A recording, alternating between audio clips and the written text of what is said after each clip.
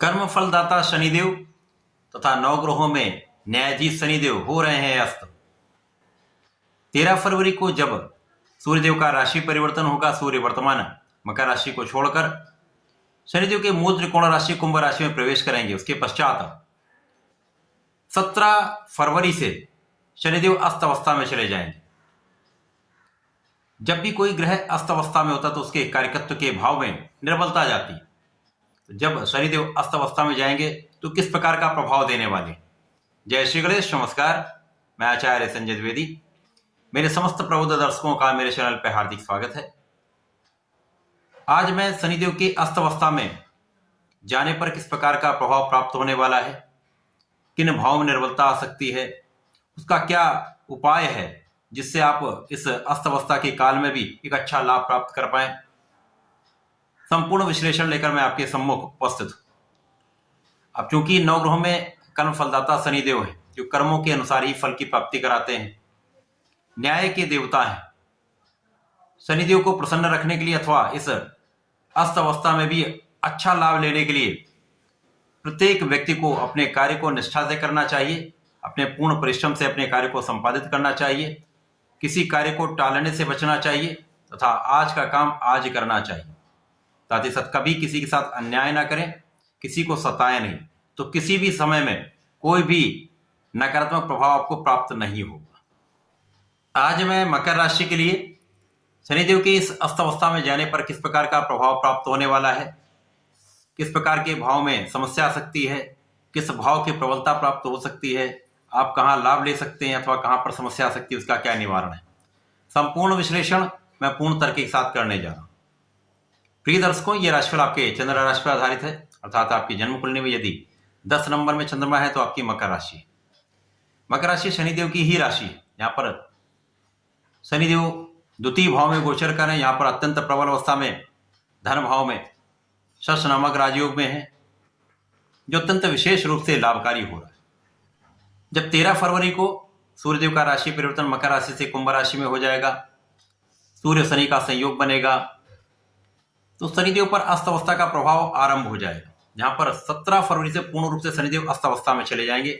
ये अस्तकाल लगभग 20 दिनों का होगा। जब तक सूर्यदेव रहेंगे तब तक ये प्रभाव रहता है, तो विशेष रूप से ये 20 दिन विशेष रूप से समस्त राशियों को प्रभावित करने वाले।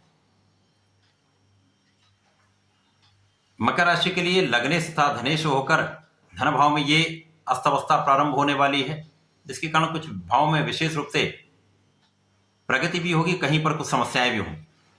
लग्न के स्वामी जब अस्त हो जाएंगे तो कहीं ना कहीं यहां पर स्वास्थ्य समस्या बढ़ जाती है, आपकी एकाग्रता में कमी आ जाती है, कार्यों में विलंब आरंभ हो जाता है। स्वास्थ्य समस्याओं के कारण आपका परिश्रम उतना नहीं आप कर पाते जितना आपको परिश्रम करना चाहिए। जब भी यहां पर सूर्यदेव होंगे आपका आत्मबल अच्छा रहने वाला है, क्योंकि लग्नेश के साथ सूर्यदेव होंगे तो आपका कॉन्फिडेंस तो अच्छा रहने वाला है। आपकी आयु की रक्षा होगी, परंतु कहीं ना कहीं कुछ स्वास्थ्य में समस्या अवश्य होगी। आंखों से संबंधित कुछ समस्या, हड्डियों से संबंधित कुछ समस्या, मांसपेशियों की समस्याओं में वृद्धि हो जाती है। यहाँ पर आपको पूर्ण रूप से ध्यान देना होगा। स्वास्थ्य का ध्यान रखेंगे, अपने लाइफस्टाइल को चेंज करेंगे, कुछ योगा प्राणायाम करेंगे तो समय में विशेष लाभ मिलता है। यहाँ पर आप निश्चित रूप से कहीं ना कहीं आलसी हो सकते हैं। आलस्य के कारण कार्यों में उतनी प्रगति नहीं हो पाती, अथवा आपको काम करने में काम को टालने की टेंडेंसी आती है। आज का काम कल पर टालने का एक प्रवृत्ति बन जाती है। इस कार्य की प्रवृत्ति से बचना होगा। निर्णय को भी टालने की प्रवृत्ति से बचना होगा। सही समय पर सही निर्णय आपके लिए अत्यंत लाभकारी होते हैं। यदि आप निर्णयों को टालेंगे तो समय निकल जाता है, जिसके कारण समस्या होती है।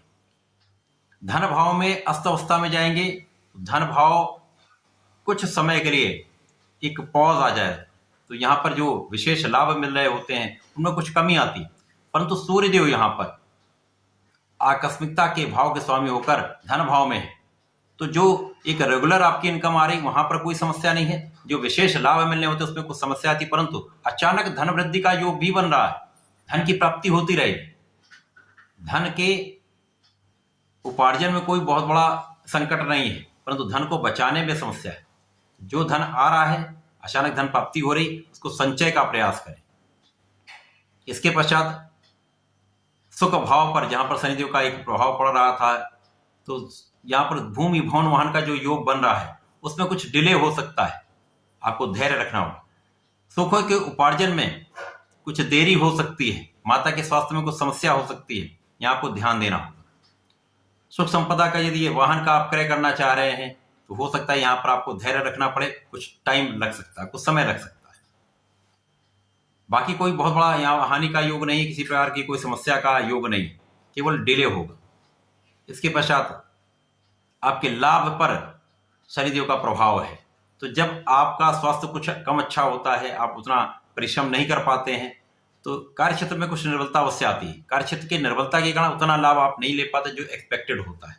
जितनी आपकी क्षमता है, जितनी आपकी योग्यता है, जितना आपका बल है, जितना आपका सामर्थ्य है, उसके अनुपात में उतना लाभ आप नहीं प्राप्त कर पाते हैं। तो इस समय में शनिदेव की अस्त अवस्था में ये भाव कहीं ना कहीं निर्बल हो रहे हैं। द्वितीय भाव में शनिदेव अस्त हो रहे हैं, तो यहां पर आपको परिवार के साथ पूर्ण रूप से सामंजस्य बनाकर चलना होगा। परिवार के बीच में एक जो आपका वातावरण है उसको हेल्दी रखें, अपनी वाणी पर नियंत्रण रखें, क्योंकि सूर्यदेव भी है, वाणी कठोर हो सकती है, तो यहां पर बहुत संयमित होकर बहुत न्यायोचित आपको बात करनी चाहिए। जीवन साथी के साथ सामंजस्य बनाकर चलना चाहिए, कहीं पर किसी प्रकार के विवाद से बचें, क्लेश से बचेंगे तो समय में आपकी साझेदारी का भाव भी प्रबल होगा। साझेदारी में कोई विशेष हानि का योग नहीं दिख रहा है।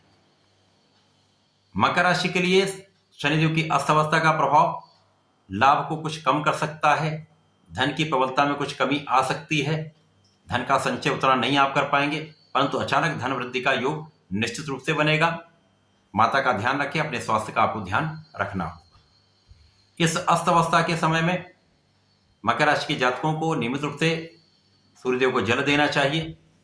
प्रत्येक शनिवार को शनि मंदिर में चौमुखी दीपक का प्रज्वलन करना चाहिए। ओम सम शनिश्चराय नमः का कम से कम 7 माला का जप अवश्य करना चाहिए। यदि आप इतना करते हैं, इस समय में विशेष लाभ भी मिलेंगे, समस्याएं भी कम। तो ऐसा करके इसका लाभ लें। धन्यवाद, नमस्कार।